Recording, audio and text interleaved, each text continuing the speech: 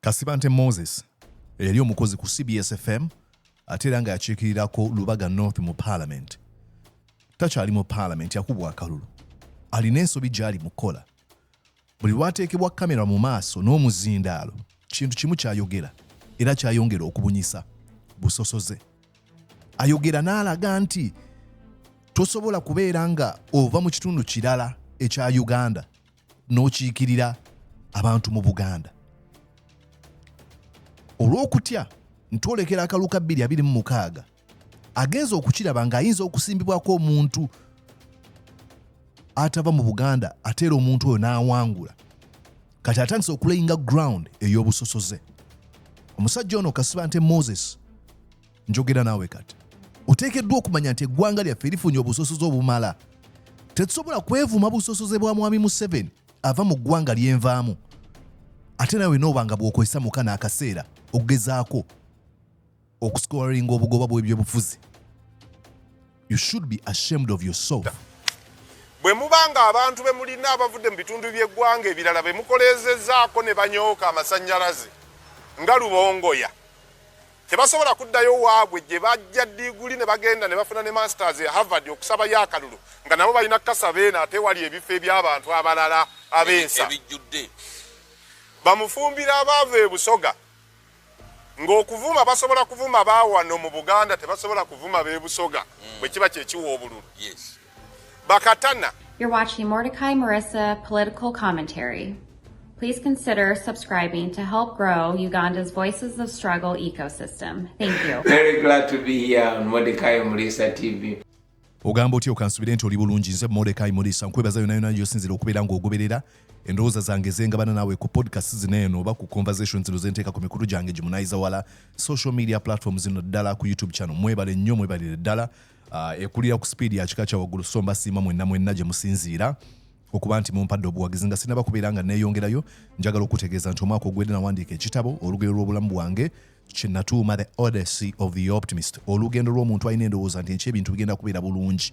Ekitabo ekyo kiri ku mukutu ogwa Amazon gwali mu ggwanga eririna enkola ya Amazon. Osobola okubeera ng'oteeka mu Mordecai Marissa n'ofuna ekitabo ekyo. Paperback ya $15, hardcover ya paperback 12, hardcover 15 ate Kindle $6. Bwe buwagizi bw'osobola okubeera nga okola okuwagira guno omukutu n'ebintu ebirala byenkutuusaako. Ladies and gentlemen, olidde enda kuzannyira videos endala Kasibante ng'ayogera. Naye njagala kuwa ssomo Kasibante Moses asirise bujwangu oyo gw'ayogera. Ekisinga okuneewuunyisa bano abasajja, ayogera ekigambo kino n'agamba takikola, ne wayitawo olutemya lwa liiso n'akola ekyo nnyini kyagambye takikola era n'avumirira abakikola. Ndowooza nalabye Kakwenza ku Twitter yalina akantu ke yataddeyo ke mbadde ntunuya wano eno n'enfeeseko ne ŋŋamba ekisinga okubeera kyekino ekiteekeddwa okubeera nga kikolebwa kanka kusomere tweyongereyo. Agamba nti the best part about being a hypocrite, njakati ku screen okalabe, the best part about being a hypocrite nti ekisinga okubeera ekirungi mu kubeera omunnanfuusi is that you can still denounce hypocrisy. Osobola okuvumirira obunnanfuusi. Gwe omunnanfuusi kennyini osobola okuyimira mu muzindaalo n'ogamba nvumirira obunnanfuusi bubi neewuunya lwaki abantu bannanfuusi. Naye nga gwe kennyini oli munnanfuusi. Ngenda kulaga wano omusajja ono kyali mu kkola. Naye atandise atugamba nti lwaki abo agambye atya, ngenda kuzanya mu maaso awo, ayogera mbu lwaki Balubongoya tebeesimba waabwe, n'atandika n'okwogera ku balala. Kasi n'agenda mu maaso kamuwe lessons ndowooza ate ngenda nakuyingira ne mu Buganda naye omuweereyo lesson. Bwe tunaamaliza wano eno ajja kuba ategedde. Ndowooza n'enkola eno kankolenga musajja waffe gwe tutakyamanyi byaliko ennaku zino gwe bayita Basiiri. Kankyuseemuko katwogere nga Basiiri. KBM Live Zo.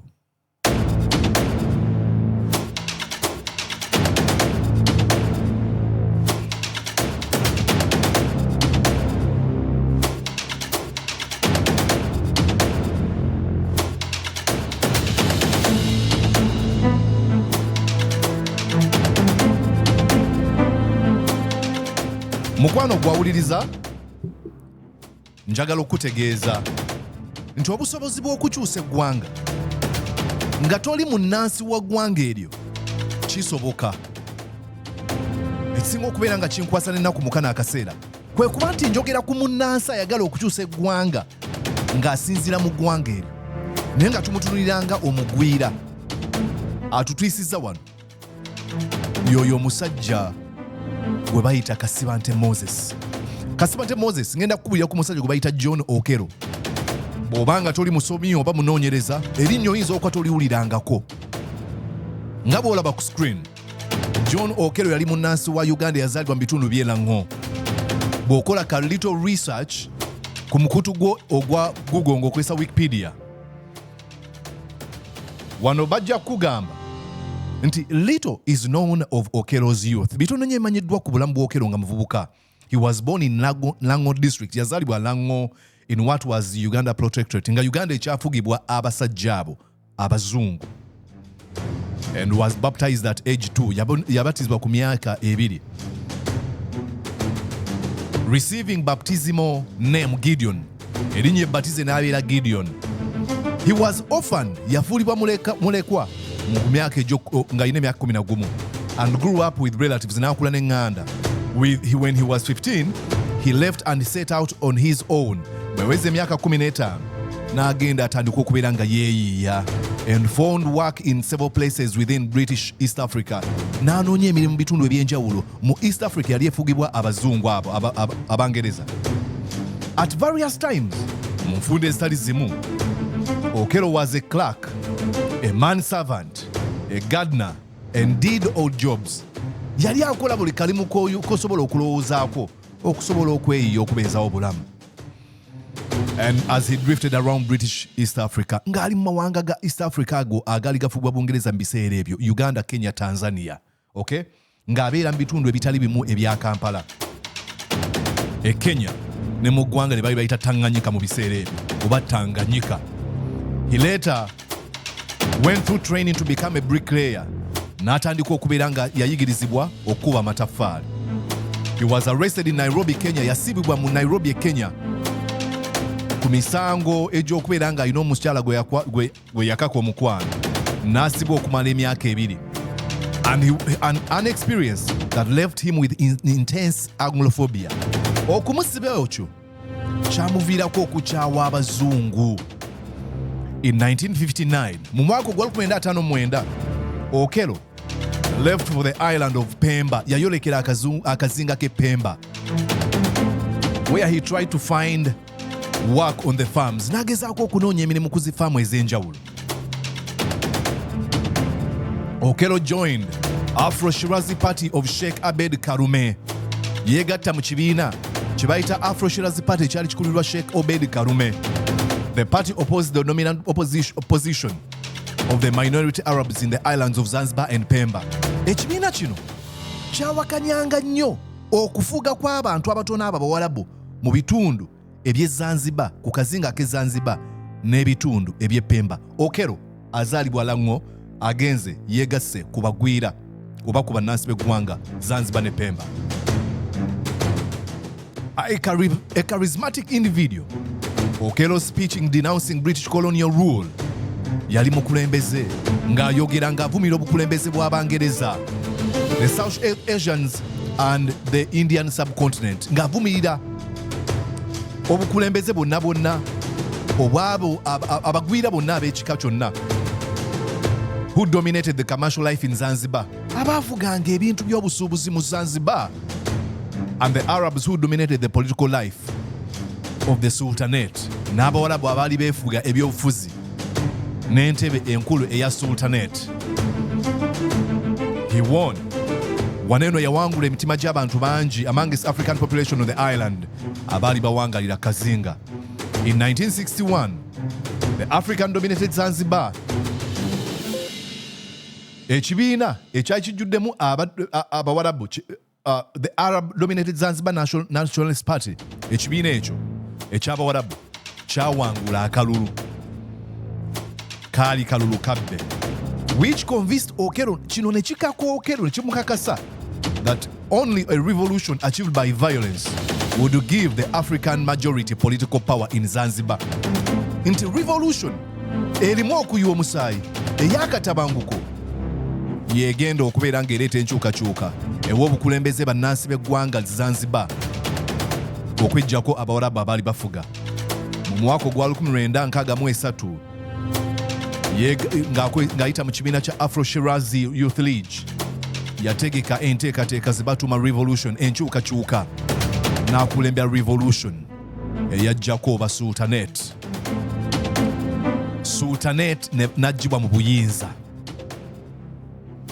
You just can't believe this. I'm quite certain you're hearing this for the first time, Kasibante Moses.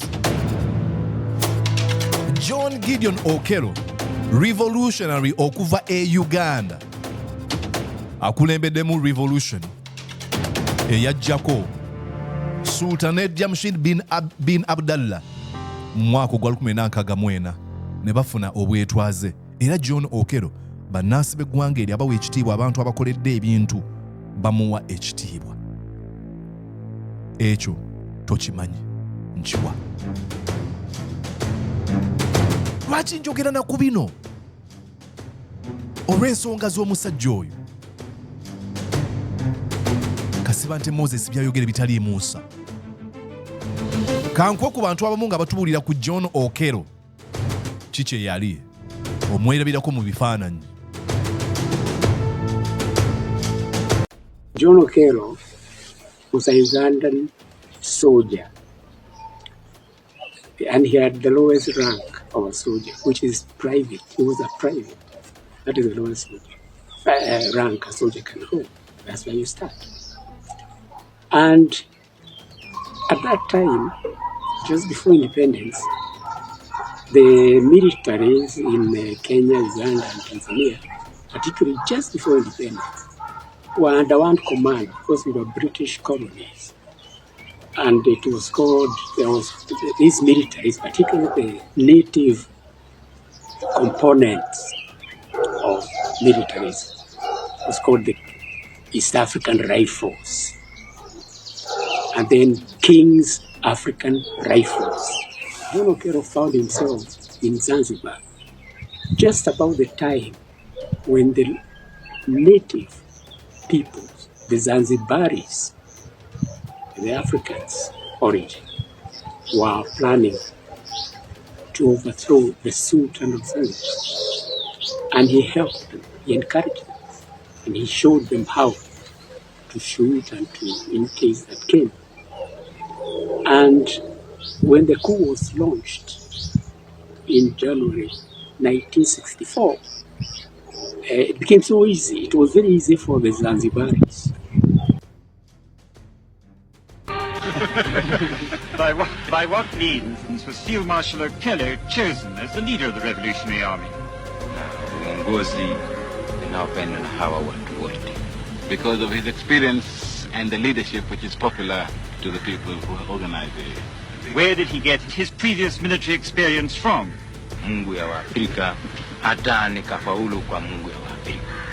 He said he was trained here by the God of the Africans, gained experience through the God of Africans, and we succeeded through the God of Africans. Sheikh Babu, it's no news to you that there is considerable speculation as to whether the communists were behind this rising, and your name is associated with that.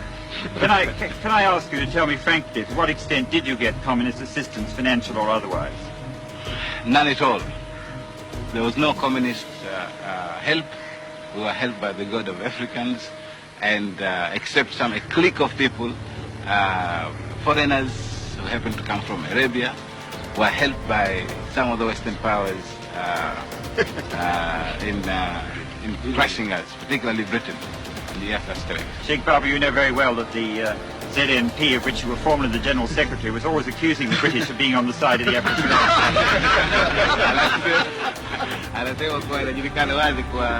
It is fairly well known that that is not true. And actually, the British government didn't help the Afro-Shirazi. Is it not the case that the ZNP did used to accuse the British government of this? Sasa ananiuliza mimi kwa mimi nilipokuwa ni sekretari wa chama cha Hizbu zamani, I think that is correct. That was stated. That's politics. Why did you, as a matter of fact, change sides, Chief? I was attracted by the ZNP with its program, which I thought was for the good of the whole entire people of the country. But when I realized that this program was never intended to be put in practice, and instead they put me in prison, so I decided that this was not an honest party, and decided to be on the side of the angels. Sheikh Babu, did you yourself know that there was going to be a revolution? I never knew. I know the Mimi can do a revolution now. You were in Dar es Salaam Yes. when the revolution took place. Right. What was the first news you got of it? The first news I got of it was the government is collapsing, that the armory was taken, and the two police stations were taken over. That was the first news I heard of the revolution. There was a Cuban consulate, I think, or embassy recently opened in Dar es Salaam. Do you think that had anything to do with the revolution? Absolutely nothing, because he also was taken by surprise. And he asked you what was happening? Yes, he asked me what was happening in Zanzibar, and I had nothing to You tell didn't know either? I didn't know either. I was just as ignorant as he was. Brilliant couple of innocent...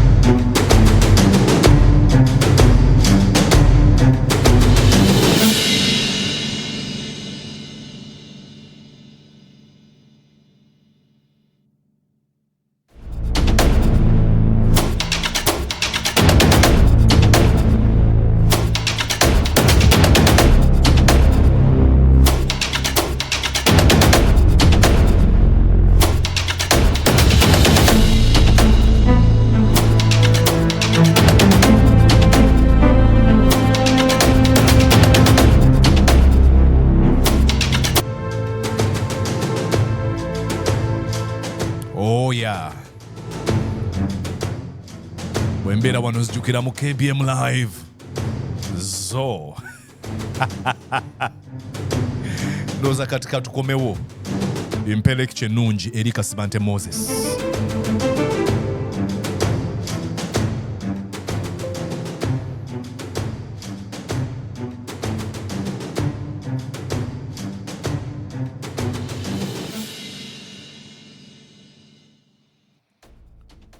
Omulungi awuliriza. Nabadde ndaba interview gye buvuddeko Kasibante Moses alina olutalo ku bantu abali mu NUP. Kankwe ebigambo byayogera mu interview n'ebisooka. Kana mu abanupu ne bwe mubanga n'abammwe mukyabakuba n'abammwe bennyini ate no musanvu mubakuba batta. Bwe mubanga abantu be mulina abavudde mu bitundu by'eggwanga ebirala be mukoleezezzaako ne banyooka amasannyalaze nga Lubongoya tebasobola kuddayo waabwe gye bajja diguli ne bagenda ne bafuna ne masters ya Harvard okusaba yakalulu nga nabo balina kasabeena ate wali ebifo eby'abantu abalala abensa ebijjudde bamufumbira abaava e Busoga ng'okuvuma basobola kuvuma baawano mu Buganda tebasobola kuvuma b'e Busoga bwe kiba kyekiwa obululu. yes Bakatana ng'emikolo gy'abakungu ba gavumenti gye baagala okujjamu gyo bagigendako naye nga bannaabwe abalina endowooza ez'enjawulo naye nga zonna zigenderera kujjako gavumenti ya oli gwe bagendera ku mikolo gy'abakwano be bo mubavuma okugigendako. Obumu temusobola kubufuna bwe mutafuna bumu ekyo kye mukola mwegwanyiza kukwata ntebe naye temukyetekedde. Agambye atya mwe aba NUP bwe mubanga abammwe mukyabakuba n'abammwe bennyini 57 mubakuba kubatta bwe mubanga abantu bemulina bemukudde mu bitundu by'eggwanga ebirala bemukolezezzaako amasannyalaze ne banyooka nga Lubongoya tebasobola kuddayo waabwe gye bajja degree ne bagenda ne bafuna ne masters e Harvard okusaba yakalulu nga balina kukasaba eno ewaffe ewali ebifo by'abantu abalala ebijjudde. Bamufumbiro abaava e Busoga ng'okuvuma basobola kukukola mu Buganda tebasobola kukukola Busoga bwe kiba kyekiwa obululu bakatana ng'emikolo gy'abakungu ba gavumenti gye baagala okujjamu jjo bagigendako naye nga bannaabwe abalina endowooza ez'enjawulo naye nga zonna zigendera kujjako gavumenti y'oli gwe bagendera ku mikolo gye bamikwano be bo mubavuma okugigendako obumu temusobola kubufuna bwe mutafuna bumu ekyo kyemukola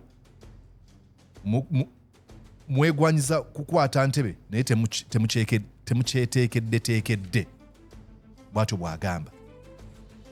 Ayogedde amannya 3: Alex Waiswa Mufumbiro, David Louis Lubongoya ne Benjamin Katana.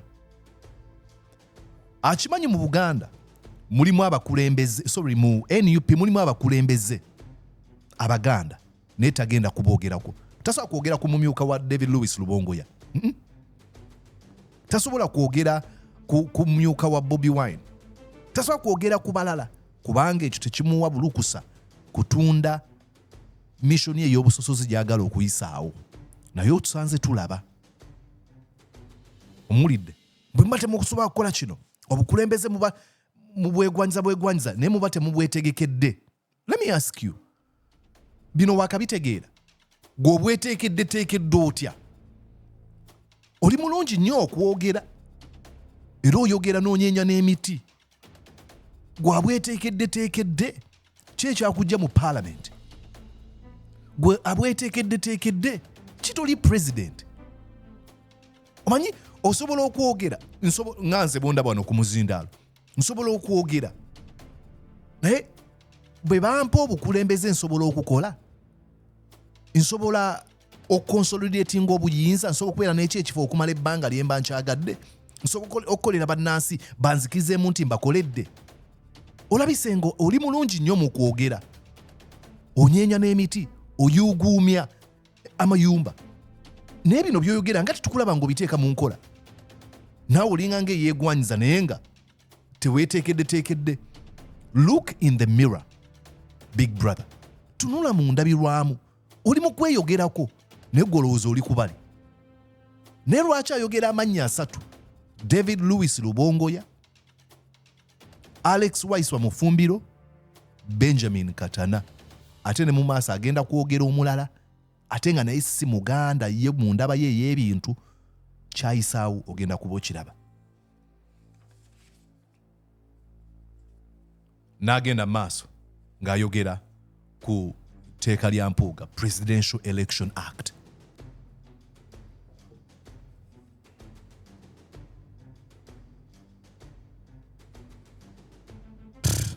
Mulidde nga bw'ayogedde.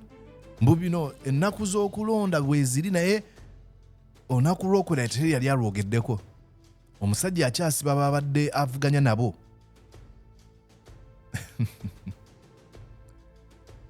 Ne baba tebabalangiridde ne bamala omwezi ebyo byonna teri ayagala kubikwatako oba kubitunulamu. Naye tutegeeza abantu nti mubeere bagumu tugenda kumuggyako. Ayogera ku abo abagamba nti bw'oba tofa ku bino mpuuga byabuuza naye ng'otegeeza abantu nti mubeere bagumu tugenda kumuggyako. Nazzaako ki? Bajjega bannammwe be basobola okugoberera enteekateeka bwe zityo. Emabega wali jjukira anenyezza Alex Waiswa Mufumbiro, amunenyezza nti Alex Waiswa Mufumbiro avuma. Singa nkutereddeko wano timer, tekimutwalidde eddakiika nnamba nzijuvu kulengezza bantu ba Bobi Wine n'abawagizi be bayise abajega, dimwits, dunderheads. Tayagala obuzibu bwensinga okusanga ne bano abasajja oba beerabira oba olw'okuba bye bakola tebiva mu good faith, beerabira mangu. Tayagala kumuvuma naye mu katikitiki kamu wavumira omuntu. N'agamba nti bw'abalumba ogenda okubalaba ng'ate bava mu Ankore, Busoga. N'agamba abafuga bali 3. Ayogera ku bafuga. N'agamba omu ava mu Ankore, omulala ava mu Busoga, oyo wa propaganda pokopoko, omulala w'e Buruuli ali ku Joel Ssenyonyi. ayogedde abantu basatu. Omu ava mu Ankore ayogera ku David Louis Lubongoya. Omulala ava Busoga ayogera ku Alex Waiswa Mufumbiro. Omulala ava Buruuli ayogera ku Joel Ssenyonyi. Nakasongola.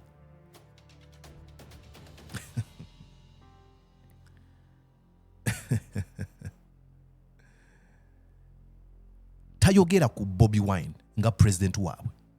Bano abasajja bano balina ekizibu. Bw'ogezaako n'okozesa diversity, katugezeeko okuleeta abantu ab'enjawulo bajje mu ffe. Okoze bubi katoleesa abantu ab'amawanga amalala. Bw'oba tobalina oli musosoze lwaki olina Baganda bokka. Tebasobola kukubuulira kye baagala. Eno diversity eri mu NUP kadali kyekivumo Kasibante kyayagala okukozesa. These people are shameless. Tebaswala.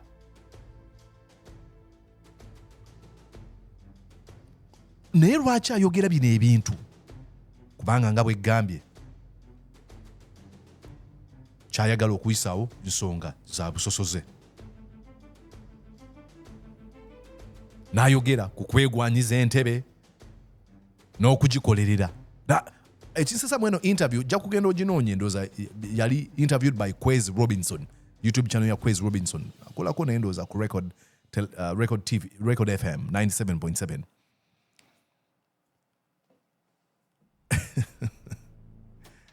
Agambye nti buli muntu eyeegwanyiza entebe gyali naye abagikolerera batono. Kati gwe ssebo bw'oba nti buli muntu yeegwanyiza entebe naawe nga weetaddemu, lwaki togikolerera? Lwaki onenya oli? Obuzibu bwensinga okusanga ne bano abantu balaga nti balina obusobozi bw'amaanyi nnyo naye tebasobola kutandikawo kintu kyabwe ne bagamba weetuli. Bo bagamba katuyiikiriza oli eyeesoodeyo n'agamba nze entebe njagala. Agenze maaso n'ayogera ate kati ku nsonga eno. Kwezi n'abanda abawana nga tonnaba kukyusa mu mateeka ga kulonda agaliwo, ngenda nakubabuulira gamugesibabuulirangako. Museveni entebe asobola gikuwa buwinga mukwano gwe. Kiki? Era omuntu yenna awakanya enteekateeka y'okukyusa mu mateeka, Right Honourable Mpugoyo gye yaleeta, najja wano n'agiwakanya. Aba ayogerera mu bajega ye ekifo kye basobola okukimuwa, naye bw'aba asaba kyabwa pulezidenti tasobola kukifuna. Ate twogera wano Mukama omwaka guno era gwananyima kuziza byo byagwa oba tebirina kuteekebwa mu road map. Okulayizibwa omuntu awangudde obwa pulezidenti bwa Uganda ng'awangudde alina essaawa 24 okusinziira mu tteeka Presidential Elections Act. Alina essaawa 24 okubanga amaze okulayira. Olunaku lw'okulayira olw'okulonda weeruli olw'okulayira teri yali alwogedde. Omusajja akyasiba babadde avuganya nabo ne baba tebabalangiridde ne bamala omwezi. Ebyo byonna teri ayagala kubikwatako kubitunulamu. Naye era tutegeeza abantu nti mmwe mubeere bagumu tugenda kumuggyako. Era bajega bannammwe be basobola okugoberera enteekateeka bwe ziti. Kwezi n'abanda bawano nga tetunaba kukyusa mu mateeka ga kulonda agaliwo, Museveni entebe asobola kugikuwa buwinga mukwano gwe. Era omuntu yenna awakanya enteekateeka y'okukyusa mu mateeka Right Honourable Mpugoyo gye yaleeta najja wano n'agiwakanya, aba ayogerera mu bajega ye ekifo basobola okukiwa naye bw'aba asaba bwa pulezidenti.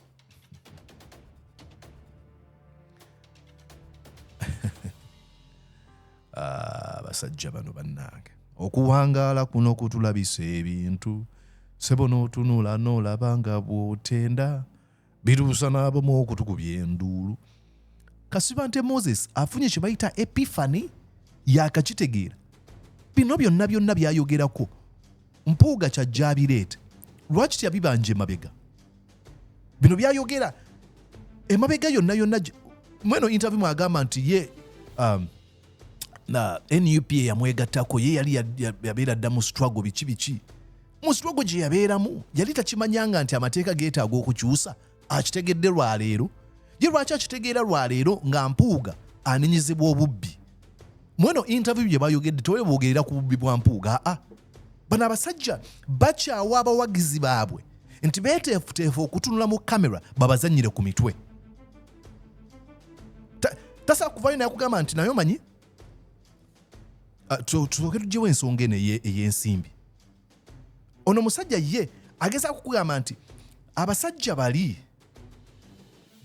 Lubongoya bonna abo ba Museveni, naye omusajja ono eyeegabira ensimbi obukadde 5 ne banna NRM banne nga speaker alondebwa Mwami Museveni yamuprotectinga n'okutuusa olwaleero. Oyo ye muntu musajja mulungi wa mazima ayagala kujjako Museveni. Tetumubuuza kibuuzo naye tunoonya oli gwe battidde driver we, gwe baagadde okutta, gwe bakoze ebikyamu byonna, gwe tuba tunenya oba bwe batulabako amatu batuyita kiki?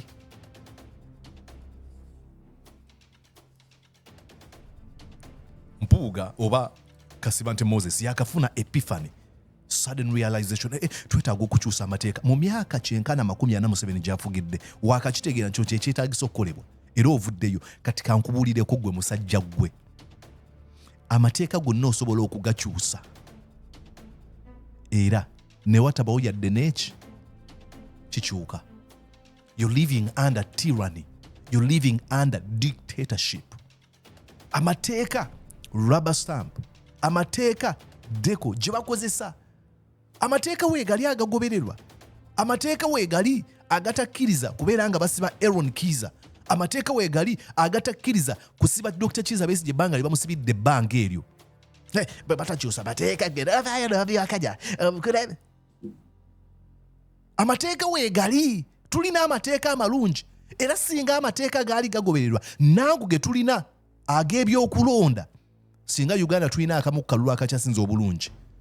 N'amateeka weegali ne tegagobererwa ye kyayogera kiri kimu. Gwe baakugambyeko olunaku omukulembeze lwagenda okulayirira nga tebalutugamba teruliiwo. Like sijja kukyogera ekyo,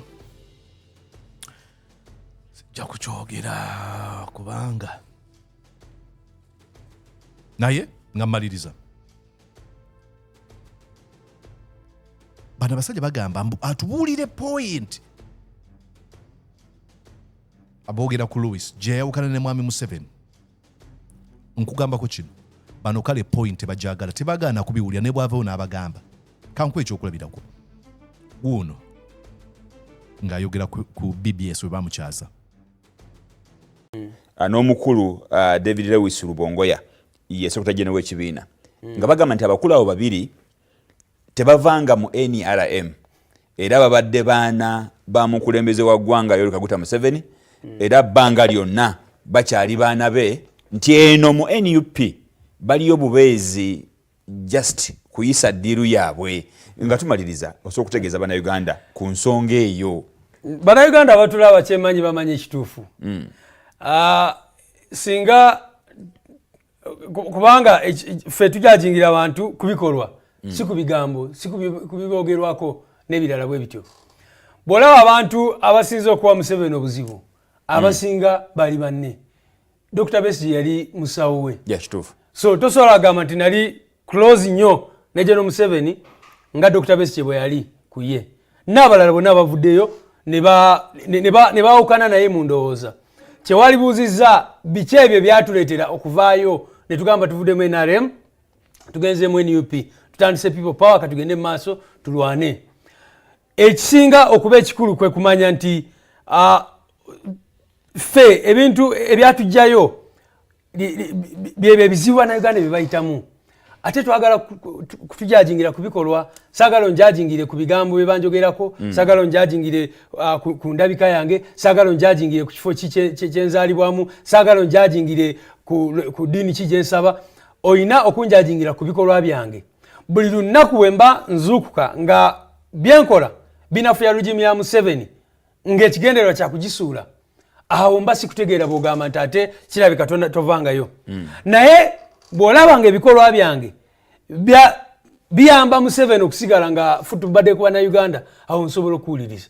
Naye omulimu gwaffe buli lunaku si nze nzekka, si Comrade Katanayika n'abalala bangi nnyo be tulina kati mu NUP abaava mu NRM.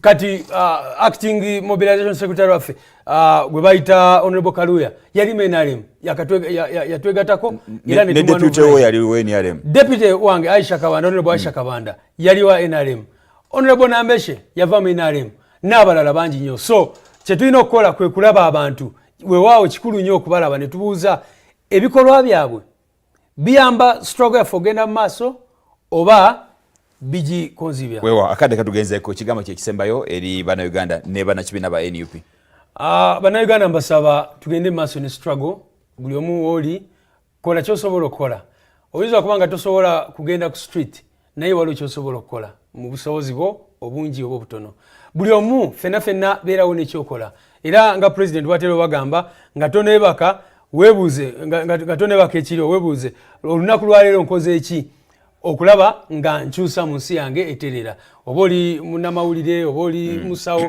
kyonna kyokola kola ekintu ekisobola okutwala eggwanga lyaffe mu maaso weewaawo mwebale nnyo mwewalire ddala Ssaabasajja Kabaka awangaale abadde ayogera ku mukulembeze Benjamin Katan n'agenda n'omukulu munnamawulire abuuza n'omukulu Lois Secretary General NUP nga bagamba nti abakulu abo babiri tebavangamu NRM era babadde baana ba mukulembeze wa ggwanga Yoweri Kaguta Museveni era ebbanga lyonna bakyali baana be nti eno NUP baliyo bubeezi just kuyisa ddiiru yaabwe. Okay, that's a very good question munnamawulire kyabuuzisa. Luis n'agamba bannayuganda abatulaba kyemmanyi bamanyi ekituufu kubanga ffe tulamula abantu ku bikolwa so si ku bigambo si ku biboogerwako. Bw'olaba abantu abasinze okuba Mwami Museveni obuzibu abasinga baali banne Dr. Kizza Besigye yali musawo we so tosobola kugamba nti nali close nnyo ne General Museveni nga Dr. Besigye bwe yali ku ye. Ekitegeeza ate Kasibante bawagira Besigye of course nzikiriza Besigye's cause was right, was a good cause. Ne babakkiriza nti yamuvaamu kale ate lwaki kibatwalira ekizibu okukkiriza kino n'abalala bonna abavuddeyo ne bawukana naye mu ndowooza n'agamba nti wandibuuzizza biki ebyo ebyatuleetera okuva ne tugamba tuvudde mu NRM tugenze mu NUP tutandise people power katugende mu maaso tulwane ffe ekyatujjayo byebyo ebizibu by'abannayuganda bye bayitamu ate twagala kutujajinga ku bikolwa saagala onjajingire ku bigambo binjogerwako ku ndabika yange ku kifo gye nzaalibwa ku ddiini gye nsaba olina okunjajingira ku bikolwa byange buli lunaku bwe mba nzuukukanga byenkola binafuya regime ya Museveni ng'ekigendererwa kya kugisuula awo mba sikuteerera bw'ovaayo n'ogamba ntovangayo. N'agamba naye bw'olabanga ebikolwa byange biyamba Museveni okusigala nga afutubadde ku bannayuganda awo nsobola okuwuliriza. N'ayogera ku balala abaali mu NRM ng'oggyeko ye ne Bakatanda, n'ayogera ku acting mobilizer Kaluya, Deputy Secretary Aisha Kabanda, Honourable Nambeshe Chairman Nyanzi n'abalala. Ebyo asobola okubiwuliriza tasobola kubiwuliriza ye ekintu kimu kyayagala okukola kuyisaawo busosoze osana okugenda n'osoma article ndoza yafulumizibwa gundi Nile Post Rubongoya ngagamba I was Museveni's biggest supporter but he betrayed me. N'osoma article eyo era akubulira point we yayokanira naye.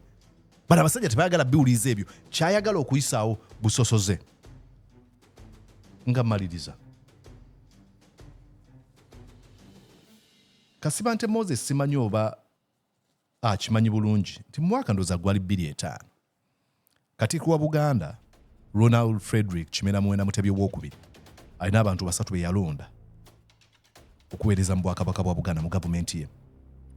Ku screen y'Oweekitiibwa Muhaban Thoban oyo yali Minister for Economic Planning, Development and Investment nga Cabinet Minister.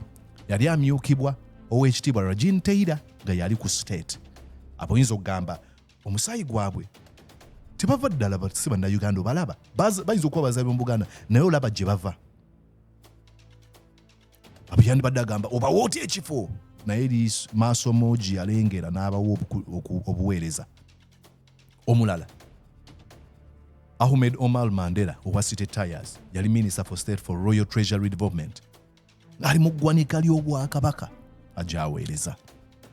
Mutugjeeko kankyogere obubuyabuya obwo bwe mukozesa confidence mwogera bw'oba tosobola kudda mu Ankore gwe Kasibante Moses kankubuuze wazaalibwa Lubaga gy'ozaalibwa lwaki toddayo wamwe gye bakuzaala ne weesimba eyo lwaki ojja Lubaga terina bantu bazaaliddwamu basobola kwesimbawo okujja bw'oba oyogera